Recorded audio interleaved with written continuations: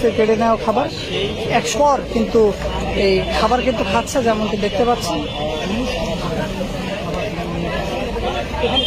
তারা বলতেছেন যে পিকেটিং এর খাবার, কিন্তু এই যে সেগুনবাগিচা হাই স্কুলটা আছে না, হাই স্কুলের পূর্ব পাশে আমাদের যে অনুষ্ঠানটা ভিআইপি মেস, সেই স্যারের ছেলের ঘরের নাতিন হয়েছে, সেই নাতিনের খাবারের আকিকার অনুষ্ঠান, এবং সেই বিল্ডিং এর সমস্ত যারা ভাড়াটিয়া আছে সবাই জানে যে আকিকার অনুষ্ঠান।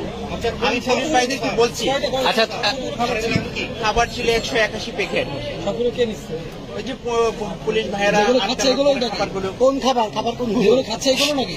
এই যে মাত্র এই ভ্যান গাড়িতে ছিল, এই ভ্যান গাড়িতে আপনারা দেখলেন সাদা প্যাকেট। আচ্ছা, আপনার খাবার পুলিশ খাচ্ছে এরকম নাকি? জি বলেন একটু, আপনার খাবার পুলিশ খাচ্ছে? হ্যাঁ হ্যাঁ জি ক্লিয়ার বলেন, কথা বলেন, কোথা নিচ্ছেন খাবারগুলো ক্লিয়ার বলেন। আমি আজকে আমার অফিসের যে স্যার, সেই স্যারের নাতির আজকে আকিকা অনুষ্ঠান, নাতিন হয়েছে। কথা বলতে হ্যাঁ, আকিকা অনুষ্ঠানের খাবার নিয়ে আমি পুরান ঢাকা থেকে পুরান ঢাকা থেকে এসেছি। আসার পরে এখানে কোথাও আমাকে আটকানো হয় না। খাবার ছিল 181 প্যাকেট খাবার। এখন আমার মোবাইল তারা নিয়ে গেছেন, খাবারগুলো সব পুলিশ নিয়ে গেছে। পুলিশ খাবার আনছে, এই মিছিলিতে লোকের খাবার দোকান দিচ্ছে।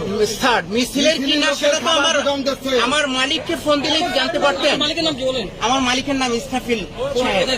এই যে সেগুনবাগিচা হাই স্কুলের পূর্ব পাশে যে বিল্ডিং ভিআইপি মেসে, এবং আমি একটা পত্রিকার সাথে জড়িত আছি। সেই পত্রিকার নাম হচ্ছে অপরাধ তথ্যচিত্র, সাপ্তাহিক পত্রিকা।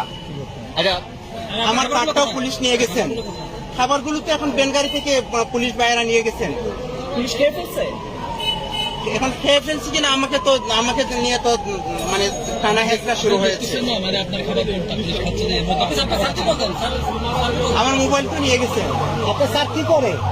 আমার স্যার তিনি হচ্ছেন বিআইপি যে বিল্ডিং, সেই বিল্ডিং এর তিনি মালিক। খাবারের মেনুতে কি ছিল? খাবারের মেনুতে ছিল মানে খাসি বিরিয়ানি। আকিকা অনুষ্ঠান উপলক্ষে গরিব দুঃখীদের মাঝে সে খাবার বিতরণ হবে তার, এবং ওই বিল্ডিং এ যারা আছেন ওই বিল্ডিং এর সমস্ত লোকদেরকে ভিআইপি মেসের সমস্ত ভাড়াটিয়াদেরকে আমরা দাওয়াত